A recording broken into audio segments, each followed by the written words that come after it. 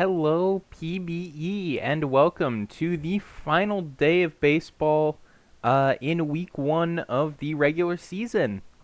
I will be your professional button pusher, Aria EXE, as we take you through the back half of the primetime games for the week, plus a minor league contest between the Firehawks and Armadillos. I don't have much beyond that. Hey Ben, good to see you. So let me get us over to the game view real quick. We're already on May 17th, which will be our first stream game of the day. Excuse me. Take you through some recent milestones. First things first. So, recent milestones. Zen Bobrist of the Detroit Demons getting up to 1,000 hits. Brian Payne of the Voyagers hitting 250 doubles. In terms of walks, Danger Dollarson reached 450, while Akshay Rishikesh reached 350. Then a lot of strikeout milestones. PKVS reaching 1,500. Chad Inningseater, Goaty McGoatface, and Thor Lore getting 1,250 apiece, and 1,000 for Warren Peace. And then ones to look out for today. Sting Eucliffe looking for hit 1,750. He's only 5 away from that mark. Waxillium Summers looking for home run 150. Only 1 away there, while Pierre Phillip looking for the same mark, 2 away. 350 doubles possible today for Jerry Mander of the Sloths, only 2 away from that number, while Akshay Rishikesh is looking for double number 250 today, just needing 1. Shkiyodl Montalban needing 750 runs, 4 away from that. Rodrigo Wallach only 1 away from 350 walks. In terms of decisions, only 1 win away each for Guy Rossi, Jimmy Benico, and Iceman for 125, 175 wins, respectively. Johnny Tatum only 2 away from 2,250 strikeouts. Doesn't look like he's starting for the Sloths today. I'm not sure if he's a starter or not. But if he's in the bullpen, we could possibly see that one go live. 1,500 strikeouts on deck for Ryan Lee, only 5 away there. 1,000 strikeouts was achieved already by Warren Peace from the looks of it. Listed twice, unfortunately. Sorry for the confusion there. And Jimmy Benico, 4 innings away from 1,750 pitched. So, a lot of fun milestones achieved and on deck. Now, heading to our first game of the day, the Sloths at the Space Rangers. We do have a write-up for this one provided by Pandar. Thank you so much to Pandar and the rest of the stats team. Those milestone stats provided by Uptown Cord. So thank you to you two in particular for today and stat team overall. Always love diving into the index to find some of these. From Pandar, we've got 20 games in the books as we tune in this afternoon for our featured matchup between the lunar-based Space Rangers and San Antonio Sloths. Both fan bases have to be happy with how their teams are performing thus far this season. San Antonio has the second best record in the Legends Conference at 12-8, and currently sits first place in the West Division. Meanwhile, Lunar Base is second place in the East Division of the Champions Conference at an even 10-10 record. While there's still a lot of season left, the Lunar Base faithful have had to endure 14 straight seasons of losing records, and they have to be wondering if this will be the season that the Space Rangers turn it around. To get things started, Lunar Base will be sending Oil and Rock Etef to the mound. The Space Rangers ace sitting on a 3-2 record with a 158 whip and a gnarly 5.16 ERA. He will need to be sharp today, though, against the Sloths lineup if he wants to get his 4th win on the season. The Space Rangers have a fully rested bullpen, and if they've got the lead late, they'll likely turn to Scud Muffin, their stopper, who does have a concerning 1.9 whip and a 4.61 ERA, but has conversely converted 4 of 6 save opportunities. Meanwhile, Sloths will be countering with their own ace, Chad Inningseater. Inningseater has had some tough luck, where his 1-2-3 whip and a 3.69 ERA has resulted in a 2-3 record. Be looking to bounce back and even up that record at 3-3 against the Space Rangers. If the Sloths get the chance for a save, they'll likely go to Carlos Crash, their closer. Crash has 1 loss and 7 saves in 9 appearances for the Sloths this year thus far. Pitching has been the Sloths' calling card this season, as their bats have been struggling through the first 20 games. They rank last or second to last in the Legends Conference in batting average, OBP, slugging, runs scored, hits, and home runs.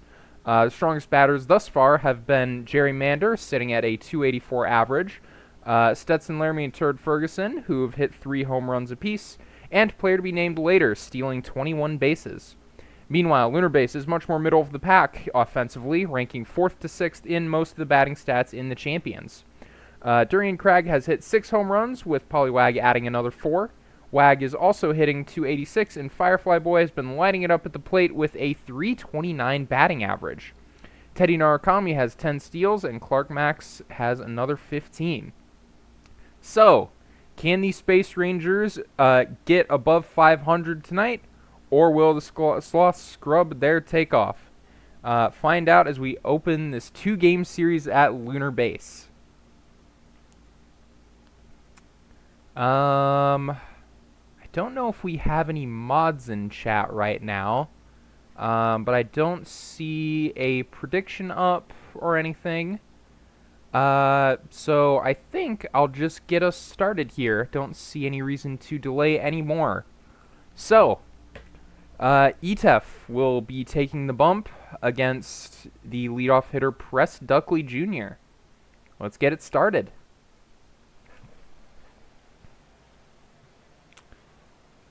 Press Duckley Jr. grounds out unassisted to lead off a 6-pitch AB.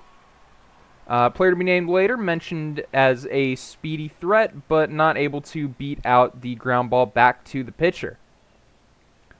Les Scoden fouled off a ton in that plate appearance, but unfortunately gives it a good ride into center field, but falls into the glove of Not Worth the First. 1-2-3 down for the Sloths, and the top of the first. Heading to the bottom, Inningseater takes the bump, Clark Max stands in, and out by half a step, the 4-3 ground out. Not Worth the First in a bit of a slump right now, will also ground out 4-3. And AJ Justice, the shortstop, ground ball to his counterpart, will be thrown out at first. So we're through 1-2-3 on both sides. Stetson Laramie, the first base, puts it in play on the 1-1 count, and it will be Paulie Wag taking it to the bag himself. Turd Ferguson, the catcher, drives it into center field, but only needing a couple steps to make that play. Jerry Mander drives one into the gap. He'll have the first hit of the day, a 2-out sliding double for Jerry Mander. So, Alan Greer will put a single down in right field. Rounding third is Mander. He's going for home and makes it. The Sloths strike first in the top of the second, courtesy of 2-out rally manufactured by Jerry Mander and Alan Greer. Troy Monopolitsky looking to keep things going. Line drive into right field is caught by Firefly Boy to end the threat, but Sloths strike first. Lunar Base looking to answer. Duke Newsom at the plate. He will get ball 4, and that will be the first base runner for the Space Rangers today. Firefly Boy hot at the plate right now and stays hot. Ground ball up the middle for a single. Runners on first and second now for Durian Crag. Home run leader for the Space Rangers. Does he have some magic right now? Ground ball 4-6-3 double play. Runner will advance to third, but now it's going to need a hit from Polywag to drive him in and tie this game. And a 3-pitch strikeout is what they will receive. So, Inningseater works out of the jam, and it will be 1-0 Sloths heading into the third. Wyatt Whittle, the 9-hole hitter, swing and a miss. Etef gets him on the circle change. Back to the top, Press Duckley Jr. will put one down in center field. Duckley Jr. stolen base threat. Big reason why he's batting leadoff. Will go for it. No play. So, stolen base for Duckley Jr., number 10 on the year. Now another runner in scoring position. Ground ball left side. Duckley Jr. able to make it to third, as to be named later is thrown out at first. Les Scoden fly ball. Will it get down? It will. Les Scoden, an RBI single, will score Press Duckley from third, and the Sloths now lead this game 2-0. Stetson Laramie watches as a pitch in the dirt will not bounce away from Million Vega. Stetson Laramie, lawn dart into right field, will make it 2 runners on once again. Can Turd Ferguson make something happen with that on 2 outs? No, swings at the low cutter, and that will retire the side. But lead extended. Sloths up 2-0. Emilian Vega, the catcher, drives it to left field, but will be just shy of the warning track into the glove of Wyatt Whittle. Teddy Narukami up, ground ball left side of the infield. Play made by the shortstop. A nice play from Alan Greer. Clark Max watches strike 3 outside the zone. I think you want ABS on that one. Fortunately, we are in the past here. No ABS exists, and that will retire the side. Jerry Mander up, puts it on the ground past the diving shortstop. Be a leadoff single for the right fielder. Alan Greer over the head of the second baseman will be a station-to-station single. We saw this situation come up against Chad Innings-Eater. Can Etef work his way out of the jam the same way? Striking out Monopolitsky, a good start there. Wyatt Whittle will come up with 2 on, 1 out.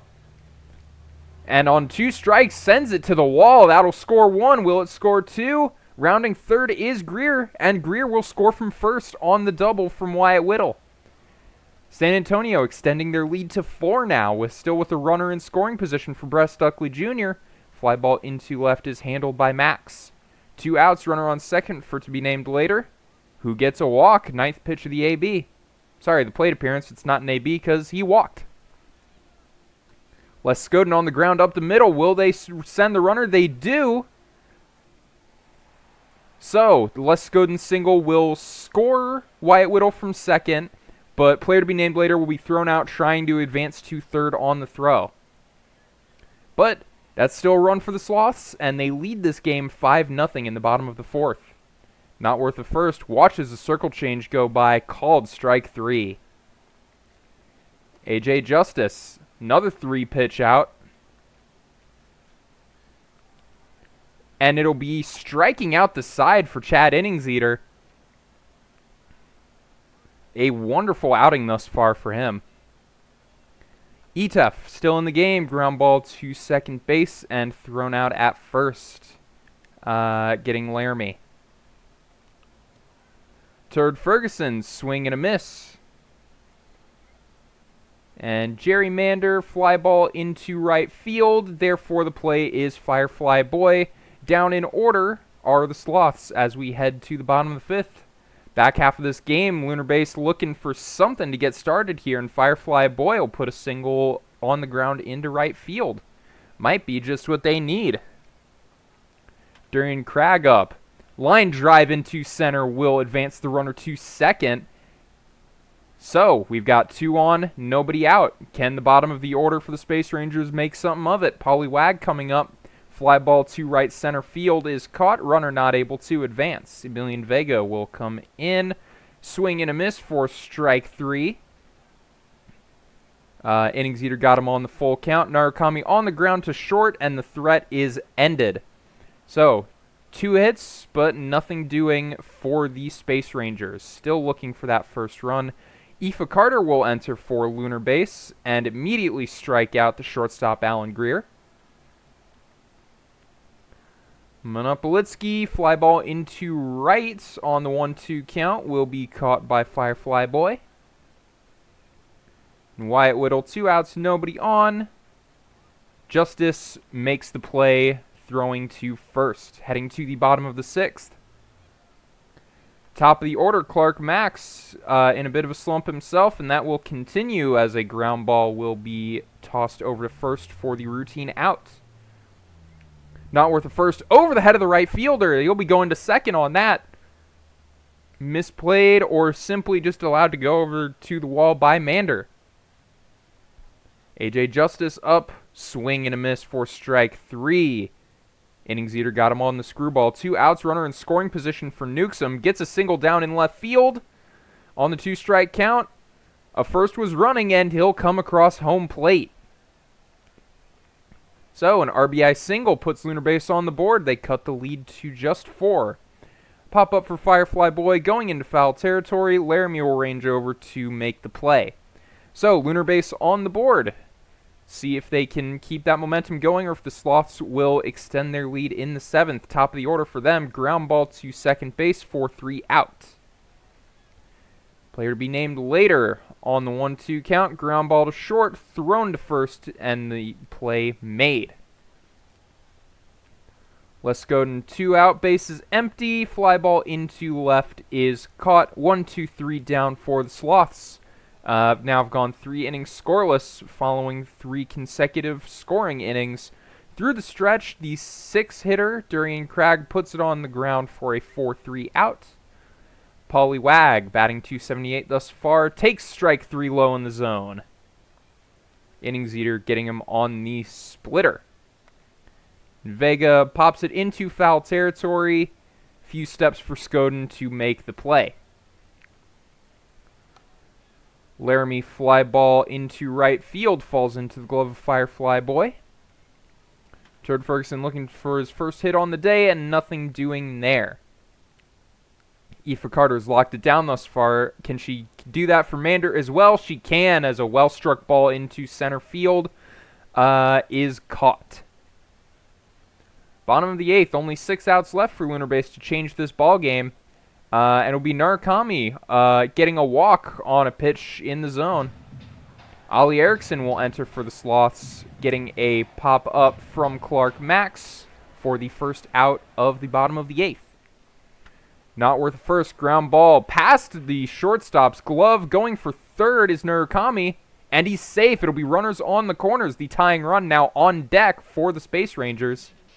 AJ Justice gets a walk on the full count. One swing of the bat could change this ball game, and it falls to Duke Newsom, the second baseman, facing off against Ali Erickson. Fly ball into right field, deep enough to try to score the run, and it will be a sac fly for Newsom. Tying run still on the plate. It's Firefly Boy. He's got 2 hits in this game. Make it 3 as a single will score the run from third. It is now a 2-run ball game with 2 on. The tying run on base for the home run leader on the Lunar Base Space Rangers, Durian Cragg. A line drive over the head of the left fielder. That'll score 1. Rounding third is Firefly Boy. Diving into third is Cragg. A game-tying triple for the third baseman. We've got a ball game here at the Sky Dome. Paulie Wag, a chance to take the lead, pops it up just into the outfield grass, and that will end the inning. We head to the 9th after a 4-run inning, tied at 5. The bottom of the order up for the Sloths, still facing off against Aoife Carter. Line drive to center is handled by Not Worth a First. Troy Monopolitsky up. 1-2 count, swings and misses at 1 near his feet. Strikeout number 2 for Aoife Carter. 9-hole hitter Wyatt Whittle will put it down in center field. That's the go-ahead run on base. Possible 2-out rally here. Down to Press Duckley Jr. Wyatt Whittle goes for second and makes it, so that go-ahead run now in scoring position. A well-struck single could once again make it a Sloth lead. But instead it will be a strike 3 on the check swing. So, Lunar Base, we're down by 5 at one point in this game. Now a chance to walk it off against William Nilliam. Million Vega makes him pitch 9 times, but it will be a strikeout. Teddy Narukami up. Ground ball to short, and play made at first. Back to the top of the order. Clark Max, can he break the slump? Get on base, start a 2-out rally. Popped up into shallow center field and caught. So, we've got free baseball. Oh, Rob, please no. Please no. It would be really fun, though. But please no. We head to the 10th. Scud Muffin will enter for the Space Rangers. Gets a deep fly ball from player to be named later, but into the glove of Clark Max. Les Skoden will put it into the gap. have extra bases here. Sliding into second. That's the go-ahead run. He'll opt to walk Stetson Laramie, put the double play in order. Turd Ferguson gets a 4-pitch walk from Muffin. The bases are loaded for Jerry Mander. Just one out. Gets it past third baseman. One run will score. Rounding third is Laramie, and sliding in for a 2 RBI single from the right fielder. So now needing 2 outs and down by 2, they need to try and keep this game within touching distance. Line drive out from Alan Greer. And 2 outs now for Troy Monopolitsky into shallow left. It falls!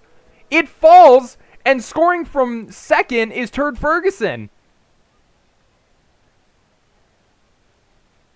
Oh, no! So Sloths extend their lead to 3 in the 10th. And it might not be over as Wyatt Whittle puts it on the ground up the middle. Mander scores from second. And Monopolitsky is safe at third.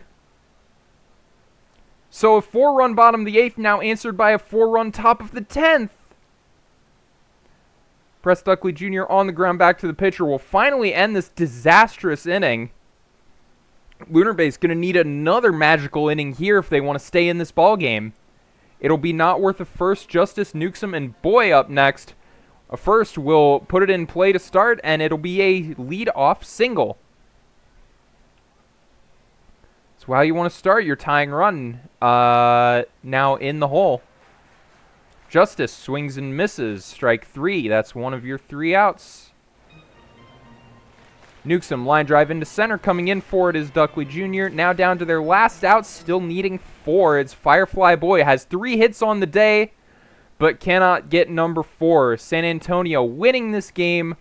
A dramatic one, 9-5 in the 10th inning.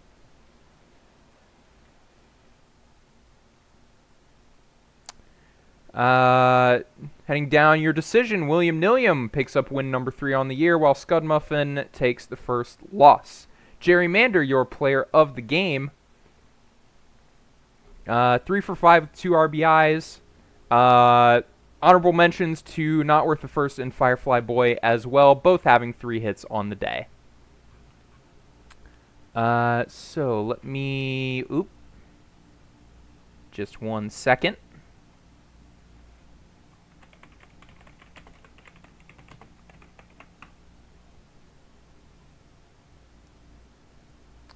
Alright, and let's get these box scores sent out to everybody.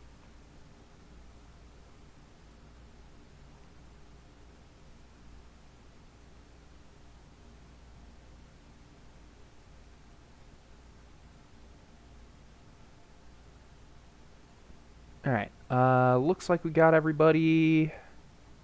Yep.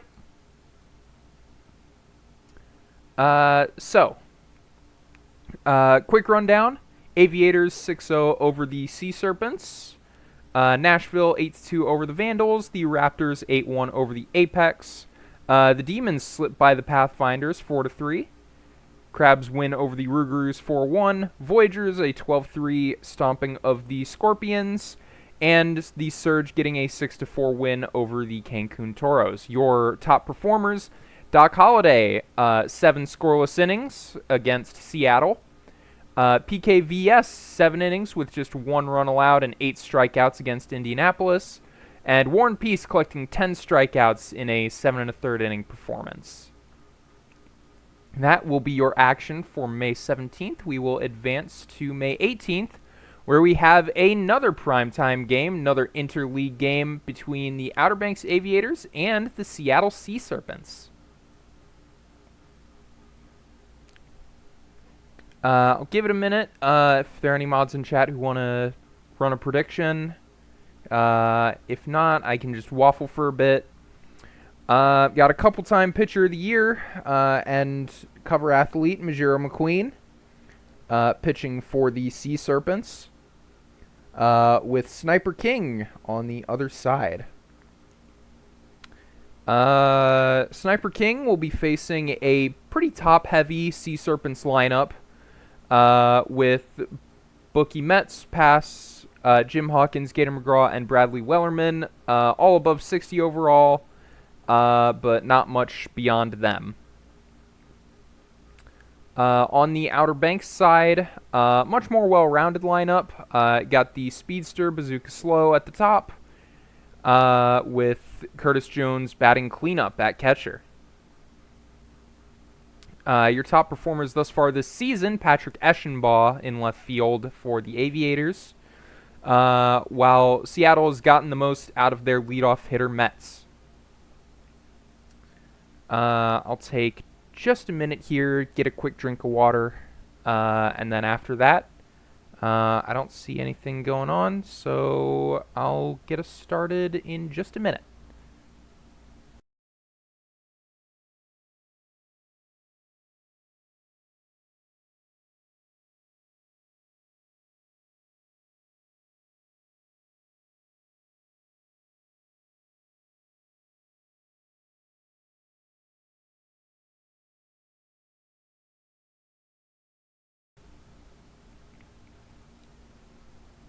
All right, I'm ready to go.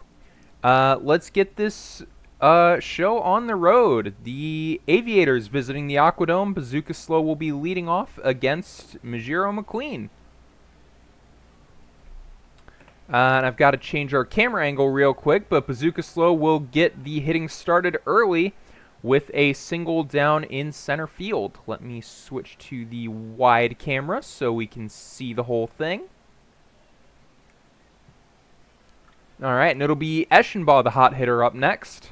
Bazooka Slow going for second and gunned down. Joshua J getting the arm online and throwing out Bazooka Slow. Eschenbaugh, now with nobody on, will ground out unassisted to first base. Julio Ruiz Jr. up next, fly ball into right and caught. So, McQueen faces the minimum, but still allowing a hit. Bookie Metz leading off against Sniper King. The 0-2 count, fly ball into left center is caught by Bazooka Slow. Pass up down the first base line, but only needing a couple steps is Kwiatkowska. Jim Hawkins' fly ball to left is likewise caught. So, minimum faced on both sides thus far. Let's see if Curtis Jones can change that. Driven into center field, but dies just shy of the track. That one looked like it was near his head. Impressive he got so much power on it. Speedy McFly Jr. up over the head of the second baseman, and Outer Banks will have their second hit of the ball game.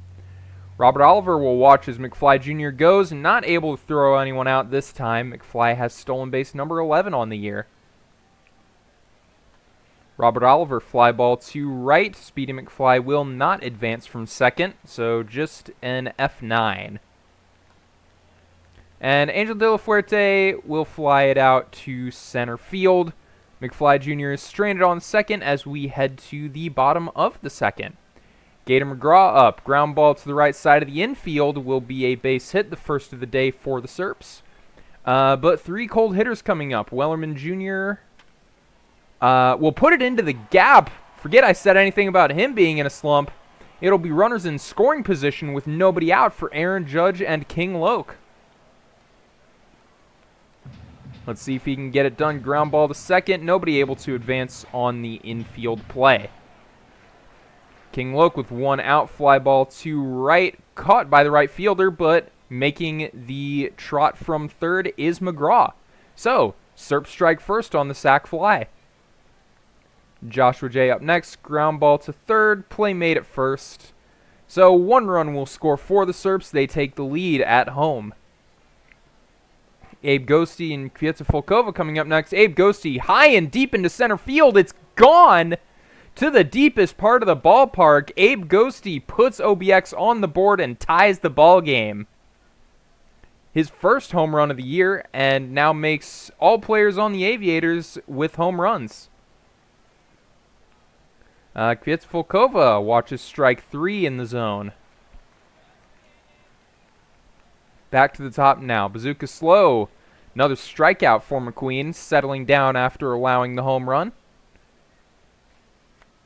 And Eschenbaugh will pop it into foul territory. Joshua J runs over and puts the squeeze on it.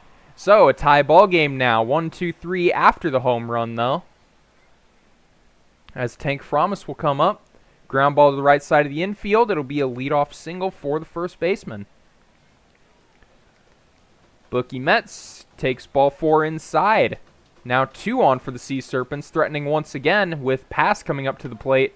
Driven down the first base line. That'll be extra bases. 1 run will score. Will they send the runner from third? They will. Pass going for third. And safe. A 2 RBI triple puts the Serps back into the lead, courtesy of the center fielder pass. Jim Hawkins up next. Takes ball 4 at the feet. Caden McGraw with runners on the corner. Still no outs in this inning. Deep fly ball to right. Pass will attempt to score from third and makes it easily. A 3-run inning now for the Serps, with Jim Hawkins still standing on first, only 1 out. A walk issued to Bradley Wellerman, Sniper King's third on the day. Aaron Judge up. Fly ball into center field is caught. Not deep enough to advance Hawkins from second. King Loke on the ground to second, and a bad throw will allow him to reach. So we've got bases loaded with 2 outs, courtesy of the error. Joshua J up, swing and a miss. Got him on the knuckle curve. Sniper King gets out of it, but not before allowing 3. Aviators bat's going to need to wake up to even this game up again. Ruiz Jr. ground ball to short. Play is made by Wellerman Jr. Curtis Jones swings at the low inside circle change. And McQueen strikes out McFly Jr. as well. So 1-2-3 down for the Aviators. Seattle leading by 3 as Tank Fromus drives 1 to right field. McFly Jr. makes the play. To the top for Seattle. Metz swings and misses. Sniper King gets him on the sinker. And pass on the ground to short. 6-3. 1-2-3 down for the Serps. Into the 5th, nearly halfway through this game. Robert Oliver fly ball into right center. Pass making the play. Angel De La Fuerte gets ball 4 on a pitch that clipped the zone. McQueen's first walk on the day. Make that 2 on the day as Abe Ghosty takes 1 inside. Volkova on the ground. 6-4-3 double play to retire the side. Bit of trouble there for McQueen, but he gets out of it.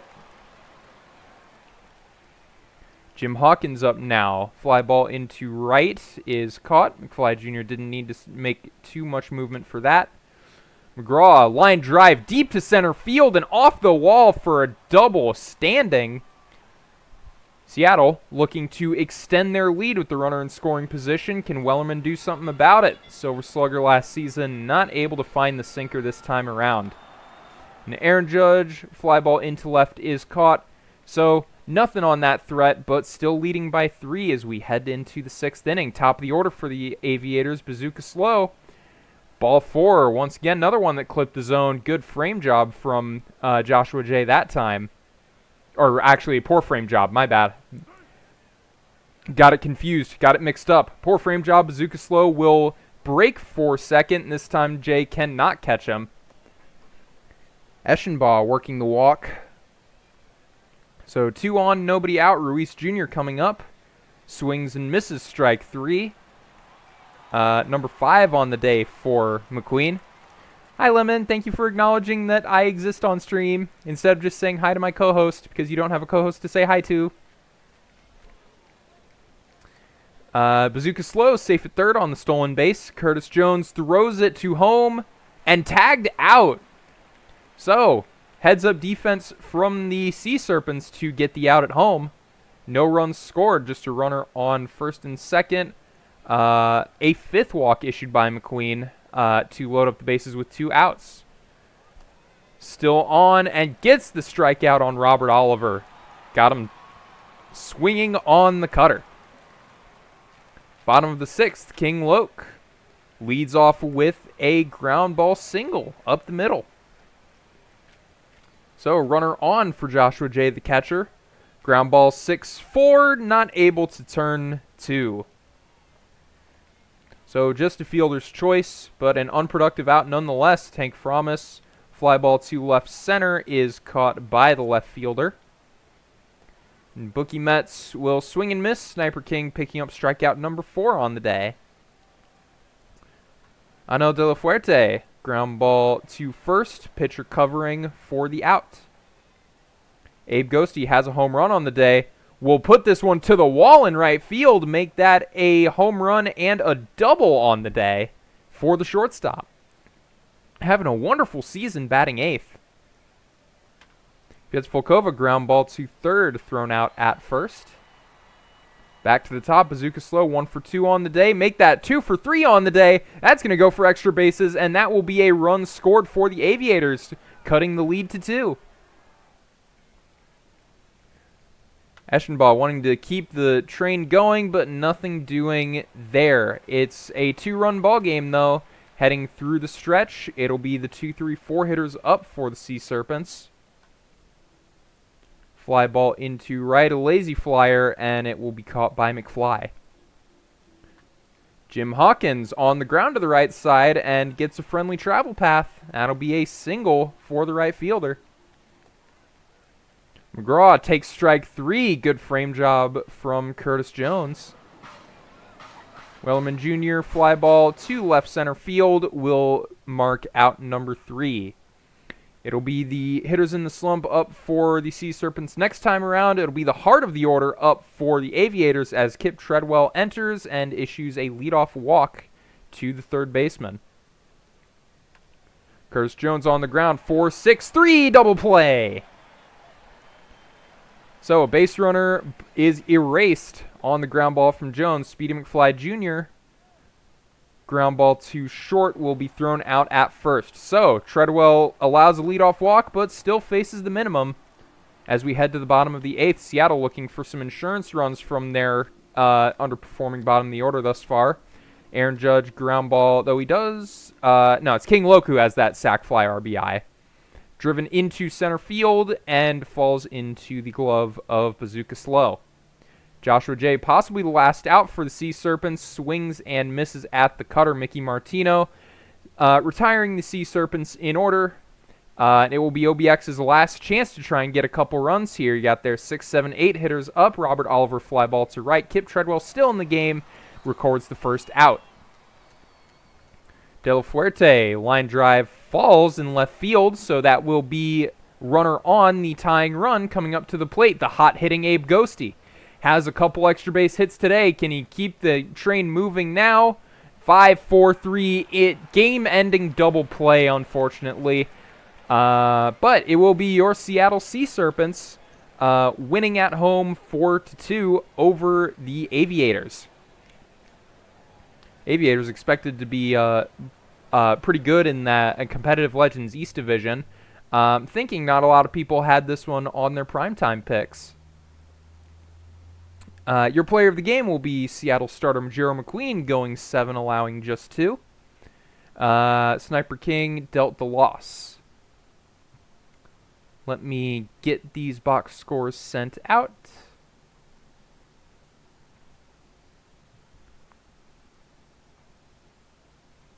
And check on my messages. Anything important?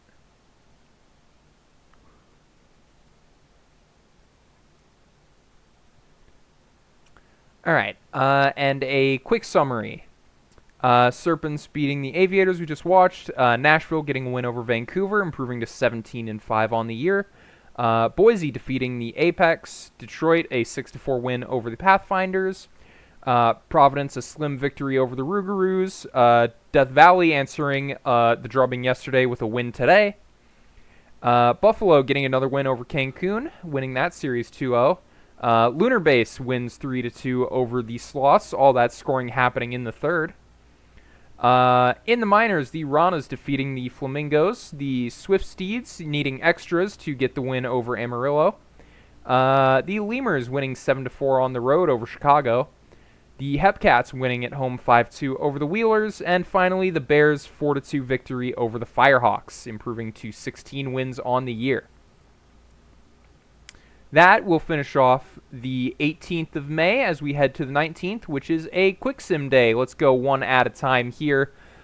Just quickly, actually first, let's go over your top performers from yesterday. Almost forgot that.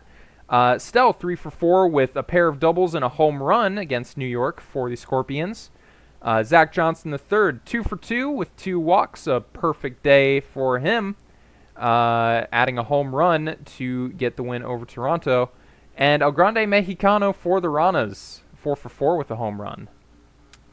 All right, we'll go one by one today, just quickly going over the scores and the players of the game. Voyagers Surge, it will be the Surge winning 7-5 against their sister team. Can You Take Me Higher, player of the game in the loss. Aviators win 13-7 over the Crabs, a high-scoring game with Bazooka Slow, the leadoff hitter, knocking 2 home runs to get player of the game honors. The Vandals win 2-1 over the Raptors, everything being scored in the 4th. The pitcher Andy Beans, your player of the game. The Sloths, a 5-3 win over Toronto, their pitcher Anthony Stover getting the win and player of the game. Cancun, 11-7 victory over the Scorpions, Victor Cortez knocking 2 home runs and getting the award there. Stewart with a pair of home runs in the Apex win over the Stars. Remy LeBeau, starting pitcher for the Demons, gets player of the game in the loss to the Space Rangers.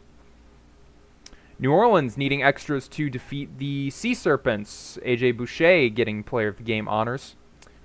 Down in the minors, Bears at Firehawks. Bears a slim victory with O'Shaughnessy getting the player of the game. Ben Stacking Paper II as the Kingpins walk off the Lemurs in extras, 10-8.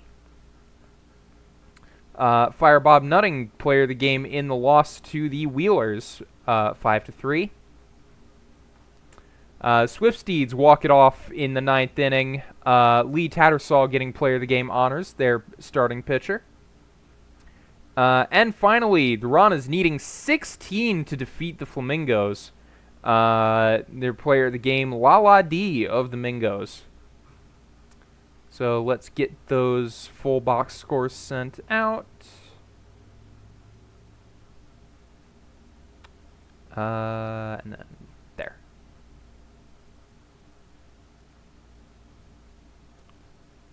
And your overall performers of the day, Victor Cortez, Miggs Mayfeld, and Stewart. As we advance to May 20th, we have our third stream game of the day. Our third primetime game of the day, Buffalo at New York, battle of the New York State teams. Hey, Dynamic, good to see you. Not sure. It looks like we still don't have any predictions going. So, quick overview of these two teams. Your starting pitcher for the Voyagers will be Leonidas Longpipe, the lefty, pitching to a 1.00 whip and a 2.5 ERA so far this year. A great season thus far for the 32-year-old. In terms of your hitters, expect the most pop out of Tanaka, Payne, and Mihire. Mihire having a great season thus far, 1089 OPS. While Henry Magic in that 6th spot has done well so far. On the Buffalo Surge side, your starter Jackson Pollock V had a tough season thus far, but still sitting on a 2-1 record through 5 starts. Your top hitter thus far on the Surge has been Tung Tung Tung Sahur in that 8th spot, but followed closely by their star third base leadoff hitter DW Dogmaple.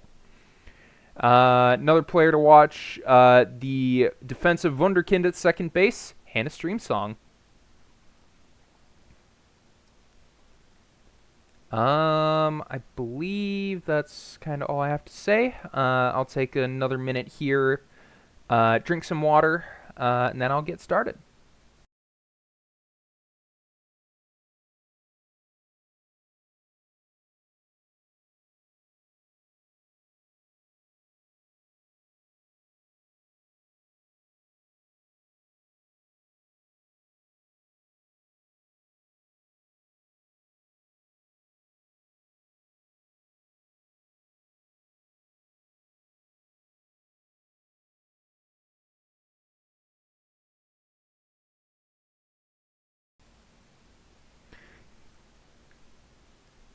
Alrighty.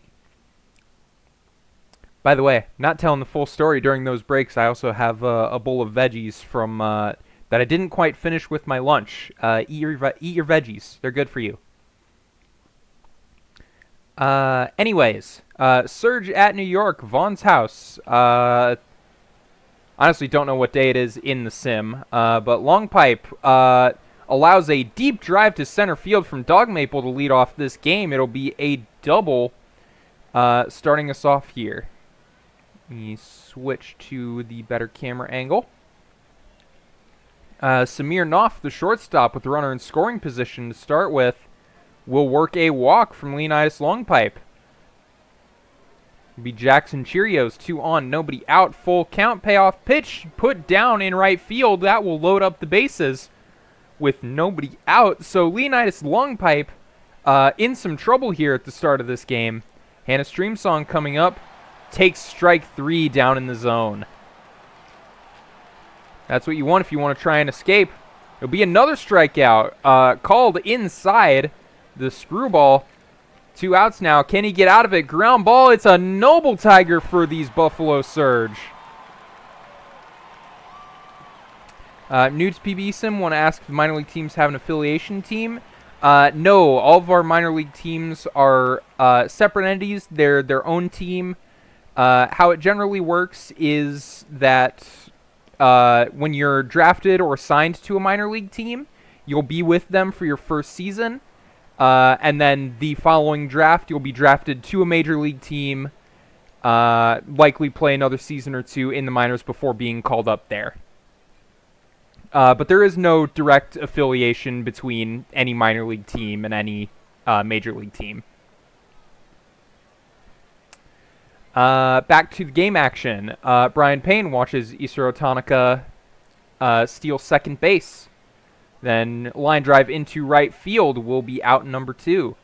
The hot hitter Mihire with the runner in scoring position, but 2 outs, down on 3 pitches. Pollock the 5th works out of that. Bottom of the order up for the Surge, and an infield hit on the hard hit ball. Bebe not able to find the handle on it. Tung Tung Tung Sahor watches as Mayo goes for second and makes it. Stolen base number 19 on the year. And it will be another base for Mayo as Payne can't handle the wild pitch from Long Pipe. So another runner in scoring position here for the Surge. Long Pipe, strikeout number 3 on the day. Got him looking on the curve. Chikison, a swing and miss on the low inside pitch. And now once again 2 outs. The runner on third. Popped high in the infield, coming in for it and making the play to second baseman Bebe. So, another threat and another stranded runner for the Surge.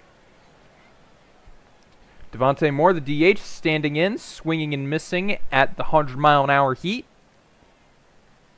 Henry Magic on the ground up the middle will be New York's second hit on the day. The hot-hitting left fielder. And the speedy left fielder makes it to second. Stolen base number 18, taking uncontested second place among Voyagers. Mansquatch driven to left center field. It will be the left fielder who calls off Mayo and makes the play. 2 outs, runner on second for Ramirez, who swings and misses at the screwball for strike 3. So both teams have threatened with runners in scoring position today, but not able to get anything done through 2. Smirnoff, comebacker back to the pitcher. A nice play by Long Pipe. Cheerios takes the 4th pitch for a ball and walks to first. Hannah Streamsong watches as Cheerios goes for second, makes it, and the throw goes into center field. It'll be a runner on third once again for the Surge. Can Long Pipe work out of it yet again? Let's see. Hannah Streamsong, ground ball to short. They will take the out at first, but it'll be a ground out RBI for the second base. Whoop whoop up. We'll put it down in right field. That will be a single on 2 outs. Can they get a 2-out rally going? It will be Slamson watching strike 3 go by. So, Buffalo strikes first, finally converting one of those runners in scoring position to an actual run. Can New York follow suit? Von Kriestelhauser will get on with a single into deep right center. PBE, line drive, a textbook base hit into center field. It'll be runners on first and second. Once again, the Voyagers are threatening. Long plate appearance, 9 pitches. Tanaka puts it down in left center field, excuse me. Commentator doesn't know her left from her right. That's crazy.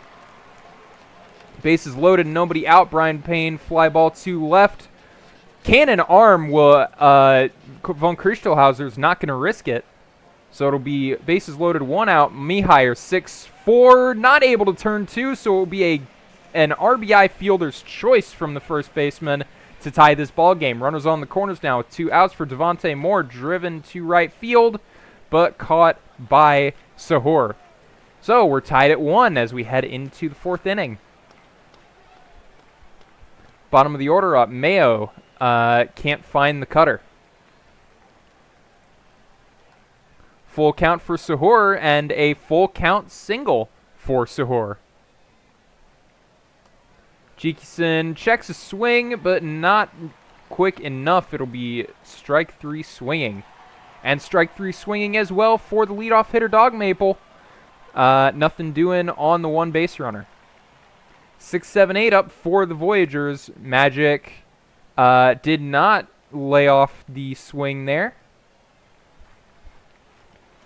Man Squatch goes down swinging as well. Can Pollock strike out the side? Let's see. 1-1 count, driven to left field and caught by Chikison. So we're through 4, tied at 1, 5 hits apiece.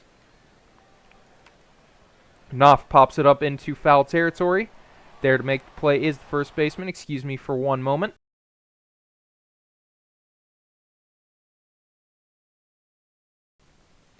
Apologies, had to sneeze, didn't want to blow out anyone's ears. Cheerios down on 3 pitches. Long Pipe collecting strikeout number 9 on the day. And Stream Song with 2 out, also retired on 3 pitches. Long Pipe with 10 strikeouts. KVK up, fouled off a lot of pitches that AB, making Pollock pitch deep. We may see him exit this game despite only allowing 1 run.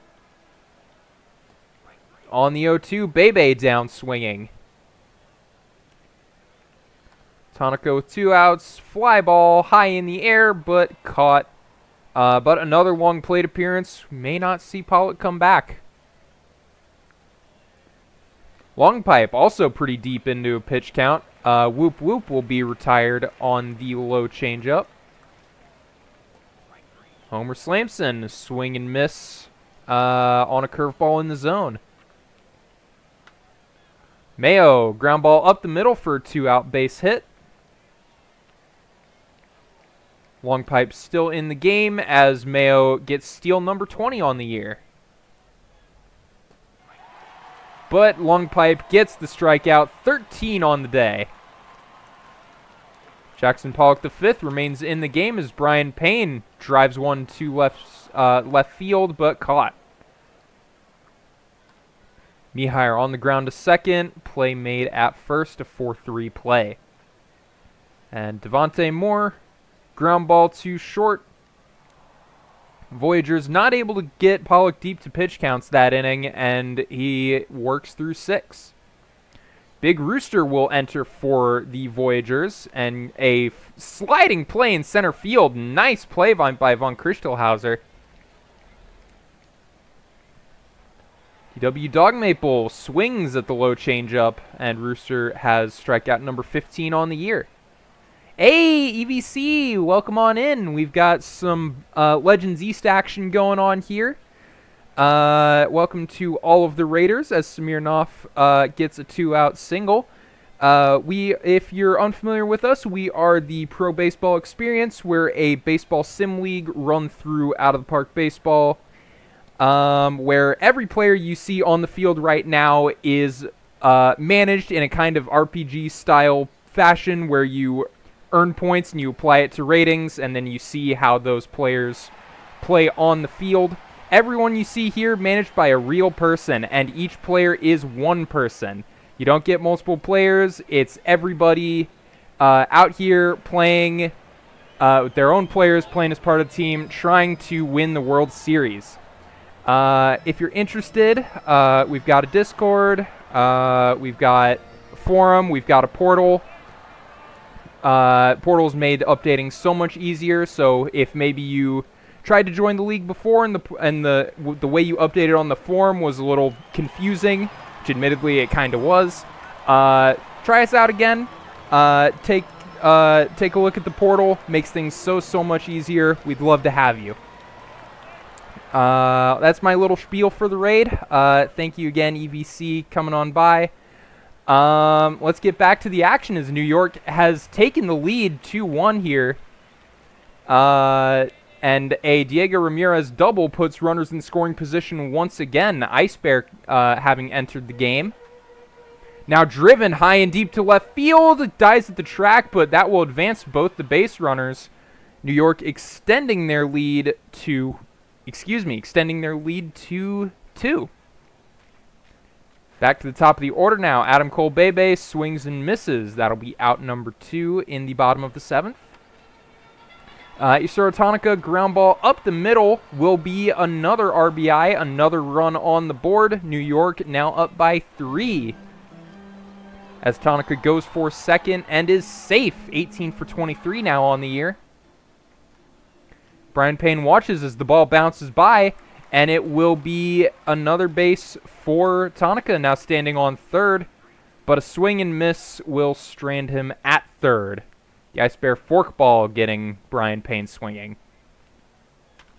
So the Surge now needing some pretty hefty offense in these final 2 innings if they want to get back in this game. A single from Whoop Whoop is a good start. But a 4-6-3 double play off the bat of Slamson is not. Be 2 outs now, top of the 8th. Nobody on for Mayo. We'll put it down. Falls fair down the right field line. Mio, we also know, is a stolen base threat, but will not attempt to go as Sahur strikes out on the fastball on the corner. 4-5-6 hitters up for the Voyagers. Mihir down swinging. Devontae Moore will be plunked by Ice Bear, so heading to first is the DH. Magic on the ground. They will get the out at first. Stream Song able to range over for it.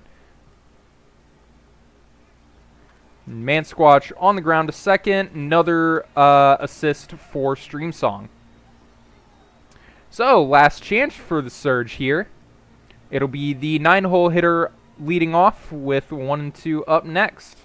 P-Dub Woods going to try and lock down this save. Coax a ground out from the left fielder. Dog Maple coming up. Striking out on the Heat. Down to their last out now. The tying run in the hole. Can Smirnoff get anything going here? He will. It'll be a textbook single into right field. The piece of hitting you need, Jackson Cheerios just needs to get on base here. Instead, strikes out looking. P-Dub Woods, well-located changeup. And that will be it from Vaughn's house. The New York Voyagers winning 4-1 over the Buffalo Surge. Shout out T-Den for the sub. Smirnoff always getting the party going. True. The win will go to Big Rooster. The loss charged to Jackson Pollock, with the New York starting pitcher Leonidas Longpipe, your player of the game. Let me get the box scores sent out to the team locker rooms. And also, if you're joining us for the first time in a while, we've got a brand new tool developed by Jacob, that after every day we can send box scores out to every team locker room. So even if you can't catch the stream, you can still see how your team did. Your performers of the day, May 20th. Miles Meredith, 2 home runs for the Toros in a offense-heavy win over Death Valley. Rex Jordan going 3 for 4 with a home run in the loss against Kansas City. While Dominic Castillon, 2 for 4 with a double and a home run in the win over Anchorage. So, it's been a while since I saved. Let me go ahead and do that. We'll advance to the 21st. No games today. Make sure I'm in world scores, so no games on the day. We advance. And then 522, we've got our minor league feature of the day, where we will have the California Firehawks visiting the Borough to face off against the Amarillo Dillos. Let's see. Again, if anyone wants to put a prediction up, feel free to do so. Otherwise, I'll just waffle for a little while. Who do we got pitching today? We've got David Sears, who, veteran in the minors, same for Crabton Crunch. So we've got some veteran pitchers on the bump today. Crabton Crunch for the Dillos will be the first one you see. 4.42 ERA with a 1.31 WHIP thus far. 2-1 record through 6 games. Meanwhile, David Sears, a 3.28 ERA, but sitting on a 1-3 record. Your hitters, your top performers thus far. First ones you'll see today are the Firehawks, getting most of their offense from their 2 and 3 hitters, Goro Majima and I've Got a Dumper. Meanwhile, on the Dillo side, the big offense coming from the first 4 hitters in their order, Tony Del Vecchio, Ben Martin, Dominion DeGoat, and Jennifer Park. So, those are who you can expect to see. As before, I'm gonna mute for a second so I can grab a drink of water and munch on my veggies, and then we will get started.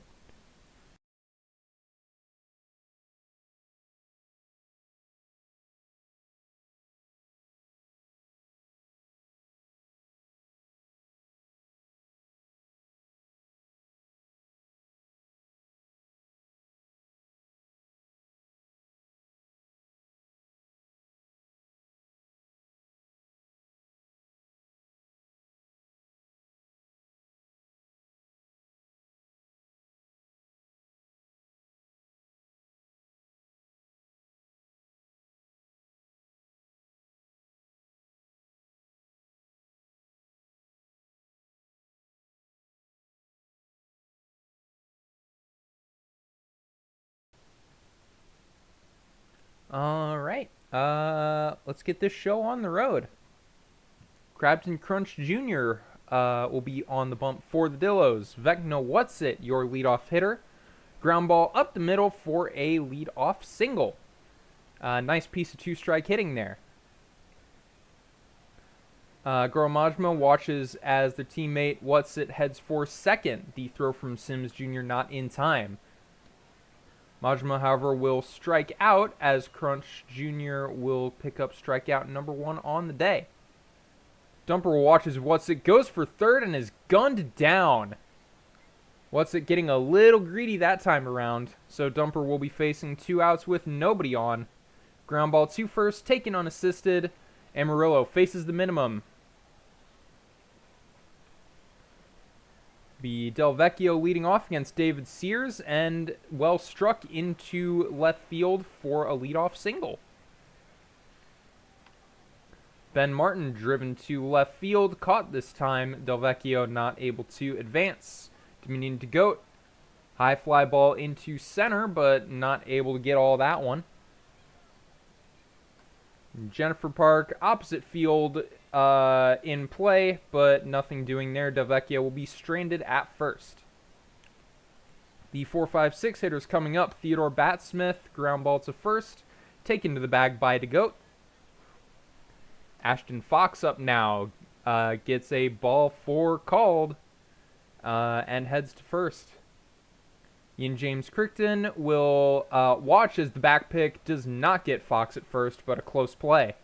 Ground ball back to the pitcher will get the out at first, runner advancing to second. The slumping Menard will continue slumping, chasing a circle change outside the zone for strike 3. Ciliano Ray up next will get plunked by David Sears and head to first. Wacko Warner in a bit of a slump right now, but well struck to deep right center field. That'll go off the wall. That'll be a double Heading to third is Aria, not rounding third and heading for home, but runners in scoring position now for the bottom of the Dillos order. Sims Jr. on the ground to second. They'll take the out at first, but the Amarillo Armadillos on the board early. Sims Jr. RBI ground out. Runner still on third with just one out for Gary Love. Popped in the infield and will be a put out for the shortstop. On your left with 2 outs. Tries to check the swing, but doesn't check it in time. So, 1 run for the Dillos as we head to the third. Ethan Ashcroft, hard hit to third base, but it will be handled by Love. Willard Bachman takes ball 4 on the low inside corner of the zone. And back to the top now. What's it? 4-6-3 double play to retire the side. Facing the minimum once again, just as in the first, Crabton Crunch Jr. But throwing a lot of pitches thus far, up to 53. To the top of the order for the Dillos, Tony Del Vecchio will improve to 2-2 on the day. Ben Martin with the runner on first, grounded to the first baseman, and it'll be a 3-6 double play. So an unfortunate location for Ben Martin that time around. Dominion DeGoat will swing at the low changeup for strike 3. Goro Majima entering now as we'll get strike 3 in the zone. Batsmith, ground ball on the first pitch of the AB will be thrown out at first. Theodore Batsmith headed to the gap. Looks like it got down, but a very close play almost made by On Your Left. Instead, it will be a double for the right fielder with 2 outs. And Fox, a line drive hit into left field. They'll going home is Batsmith and makes it on the off-target throw. So, a 1-1 ball game now, courtesy of the Ashton Fox single. Fox goes for second and thrown out by Sims Jr. Make that, I believe he's 2 for 3 on runners thrown out thus far today. Jennifer Park up for the Dillos. A line drive to left field is handled by Ashcroft. Cillian O'Ray on the ground. Almost hit away from the shift, but the second baseman able to get back to their typical position. And Wacko Warner looked like that almost went foul, but Ashcroft able to make the play. So, heading into the 5th, almost halfway through this game, we're tied at 1, 3 hits apiece as the 6, 7, 8 hitters come up. Crichton high and deep into center field. It's gone! First pitch of the AB, Crichton takes Crabton Crunch Jr. deep to give the Firehawks the lead. Bottom of the order up now, Rusty Menard, ground ball to second, a 4-3 play. And Ashcroft, lawn dart down in center field for a single. Bachman keeps the train moving with a line drive to right. And what's it? A little chopper for an infield hit.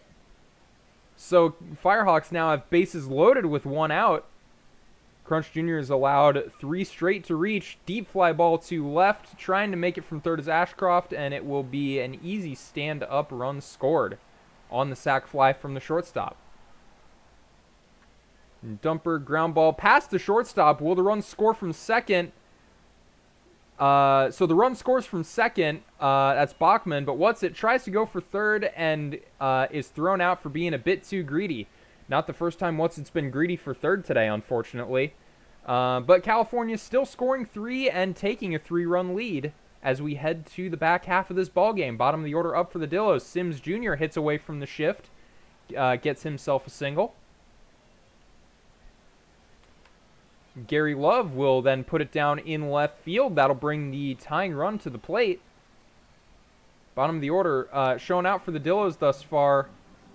This one almost goes foul for On Your Left, but there to make the play is Ashcroft once again.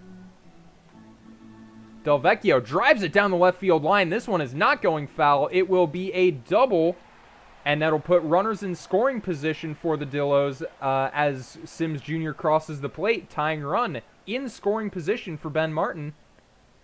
Ball bounces away from the catcher. It will be ruled a wild pitch. David Sears allowing another run to come in. So the tying run now standing 90 feet away in the bottom of the fifth, as Ben Martin will take ball 4 in the dirt. So runners on the corners now for DeGoat, driven high into right field. Will be deep enough, however, for the sac fly to tie this ball game at 4 once again. 1 on for Jennifer Park, and a well-struck ball down the right field line. It will be a double, but not able to score the run from first. Runners in scoring position for Cillian O'Ray, the right fielder. Line drive nabbed by the shortstop. So Majma preventing that from getting any worse. We are tied once again heading into the 6th inning. Crunch Jr. still in the game to face Bat Smith and loses him on a cutter low in the zone. Kia Blohai will enter. Ground ball to third. They'll take the fielder's choice, not able to turn 2 on this occasion. 1 out, 1 on. Crichton on the ground to short. 6-4-3 double play. They are able to turn 2 on this occasion to retire the side. The 6-7-8 hitters up for the Dillos. Wacko Warner, the shortstop, high and deep to left field. Is it gone? It is! Wacko Warner gives the Dillos the lead on an 0-1 home run. So the Dillos leading by 1 for the first time since the 2nd inning. Be the catcher, Tony Sims Jr. to face Jensen Wild now. That strikeout, or that home run being the final AB for David Sears. Gary Love, ground ball to first base. Only a step needed for Crichton to make that play. And on your left, Work gets a walk on the payoff pitch. Delvecchio now with the runner on, gets one past the shortstop. It'll be runners in scoring position. I believe that'll be a single for Delvecchio, advancing on the throw to third. And Ben Martin slips it past the first baseman. A 2-out rally will score the Dillos another run. So we've got runners on the corners, 2 outs, 2 runs scored thus far for the Dillos. 1 off a single and 1 off a home run. Dominion DeGoat gets good wood on that, but not able to drive it deep enough. Amarillo leading this game by 2, their biggest lead of the day. Bottom of the order up for California. Blohai will strike out Rusty Menard, getting him on the screwball. Ethan Ashcroft up, line drive right to first base. Good reaction on DeGoat's part. Bachman on the 3-0 rather, will be heading to first on the 4-0. Is it Blahai or Blowhai? I thought it was Blowhai. It might be Blahai. I don't know. There's a lot of debate on that. What's it is struck out by the Shonk bot. Jennifer Park will keep the party going for the Dillos, as that will be a sliding double down the left field line. It's also Crichton. Okay, I got that wrong during the draft, I believe. I'm so sorry. Cillian O'Ray will strike out as Jensen Wild collects strikeout number 2 on the day and number 4 on the season. Wacko Warner fought that one hard, but it will be a line drive out to third. Runner on second for Tony Sims Jr. Ground ball out to second will strand Jennifer Park after the leadoff double. Blahai still in the game. Goro Majima, deep fly ball to right field, but falls just shy of the track into the glove of O'Ray. I've got a dumper fly ball into left center field. Will be caught for out number 2. And Theodore Bat-Smith on the ground to second, and the play made at first. So California will have 3 more outs to try and tie this ball game.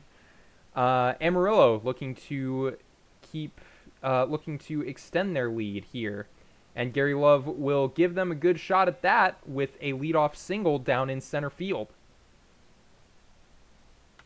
on your left, driven to right center field, but this time Fox is able to range over and make the out.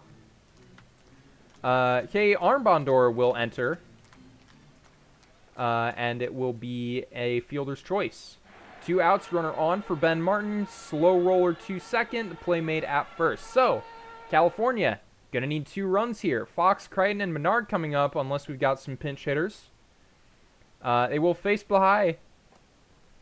And it'll lose Fox, allowing a leadoff walk. Maybe exiting time. Tylen Patalamo will enter for the Dillos. Ground ball. 5-4, no 3. Crichton will have the fielder's choice, but still on base. Tying run still at the plate. It'll be Rusty Menard, who puts it down in center field. The tying run now on base, standing on first. It'll be Ethan Ashcroft and Bachman who will have the chance to be heroes. Patalamo gets the strikeout. Ashcroft sits down, now down to their last out. The tying run on base, the winning or the go-ahead run at first. It'll be down in left field. It will load the bases.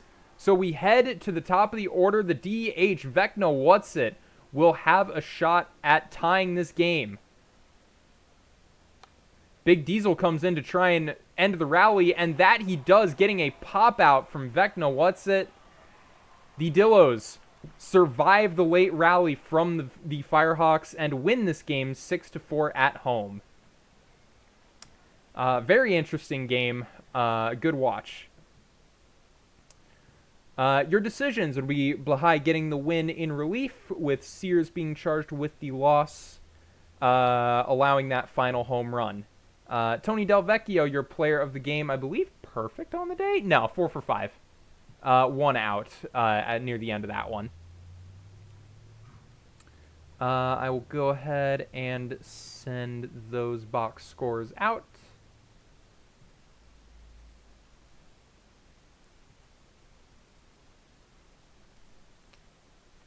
And your other top performances. Oh, we had a football game happen in State College. We're going to have to take a look at that one real quick after we go through these. Man Squash, 4 for 5 day, 7 RBIs, including however many off that home run. Toby Rodrigo, 5 for 7 with 2 RBIs. Looks like 8 plate appearances, including that walk. In the 19-13 win versus State College. Bobby McDonald III, also 4 for 5 with 3 walks on the day. Let's go take a look at that game. And it went to extras, too. It went to extras. State College scoring 8 in the bottom of the 9th to send it to extras, and then eventually losing it on a 6-run top of the 13th from the Kingpins. Insane game. Absolutely crazy game. Toby Rodrigo tying the Chicago regular season extra inning game record for runs with 4.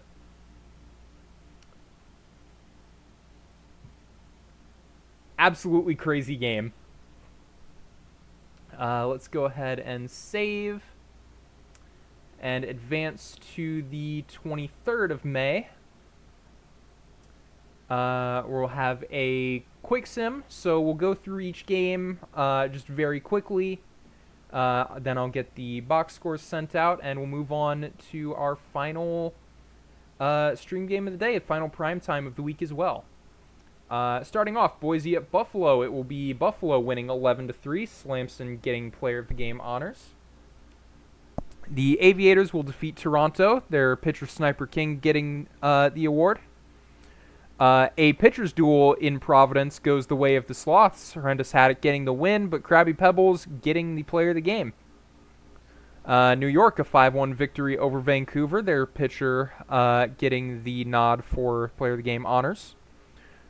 Ryan Express gets player of the game in the win over the Rougarous, though Muffin will be getting the decision. Nashville, a 5-1 victory over Death Valley as their starter gets the nod. The Apex win at home over the Toros. Little preview of your primetime game here. Biggest Titius Smidius with the win and player of the game. The Sea Serpents win 8-0 over Detroit. Gator McGraw with the Player of the Game honors getting second home run on the season. Down in the minors, Brew City, a 2-1 victory over the Ranas. Agnes Digital, your starter, the player of the game. The Kingpins, deciding they wanted to have a low-scoring game this time around and getting the win 2-1 over the Swifties, every time your player of the game winner. The Lemurs, 6-1 victory over the Hepcats with a Wayne Gambit ahead, getting the win and the nod for player of the game. The Dillos picking up another victory over the Firehawks, 6-1. VJ Edgecombe, your winner. And it will be a 17-inning game with the Flamingos getting the better of the Wheelers. Lionel McScallywags will be your player of the game there. 3 home runs across the Florida team eventually put them ahead. I wonder, was it McScallywags? No, it was Peyton Shoelace with a 2-run walk-off home run. I feel like that's not Shoelace's... I don't think that's Shoelace's first walk-off home run. Hold on, let me actually look. History... No, that is... I think I was thinking of that Grand Slam opening day. I think that's the hit I was thinking of there. But still, a couple very memorable hits so far for Peyton Shoelace on a young career. So I will save. Let's get these box scores sent out.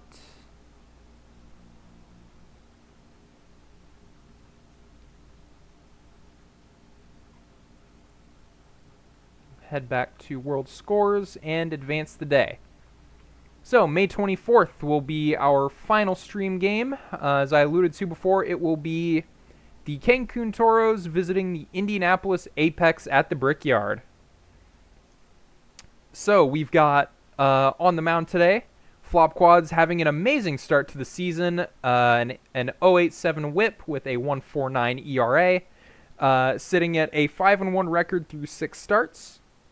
Meanwhile, on the other side, Ryan Lee not having a bad start to the season either. 1.25 ERA with a 3.82 ERA, 4-1 over 6 starts. The veteran pitcher still got it from the looks of things. In terms of hitting, your first team up will be the Toros here, with a lot of strong hitting all around. Miles Meredith in that 2-hole with a 933 OPS. Victor Cortez hitting well, 10 home runs thus far on the season. Tiernan O'Maurin, a hot hitter. Carlton Beatty, 996 OPS. Griffin Stone over 1,000. Overall, just a very hot Cancun team offensively. On the Apex side, bit of a top-heavy lineup. Your best hitters are in the 800s for OPS, that being Brent Goldberg and a slumping Edward McKinley. Harry Callahan also doing fairly well at the start of this season. Same for Stewart and Esteban Santos Garcia. But yeah, seems like this is going to be a battle of a very strong offense versus a very strong defense. Excited to see how it pans out. I will mute one last time for a quick drink of water and a couple bites of my veggies, and we will round out this sim. Be right back.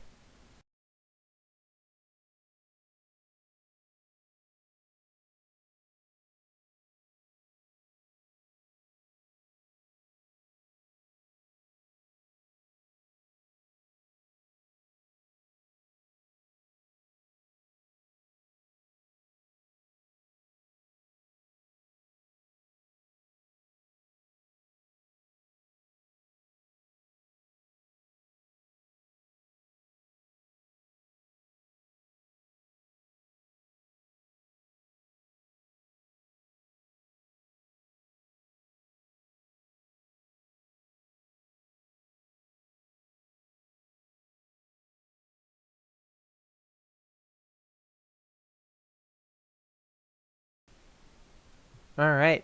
I am all set. Let's head into the Brickyard. A nice crisp spring day here. Gnome Child will be your leadoff hitter against Flop Quads. I'll have to change the camera angle real quick, as it will be a 5-3 ground out to lead us off. You know what I ought to do one time? We ought to do one of these like 3D screen filters at some point. That'd be fun as just like a fun game there. I won't do it now, but it'd be fun. Tell me in chat if you agree, if we should have like a PBE retro broadcast, you know, for a league that started in like 2017. Miles Meredith up second for the Toros. First pitch swinging, another 5-3 out. And Napoleon solo fly ball into center, and it will be the center fielder Santos Garcia rather, making the play. 1-2-3 down for the Toros, 1-2-3 up for the Apex. D. Fernandez Jr. getting an infield single.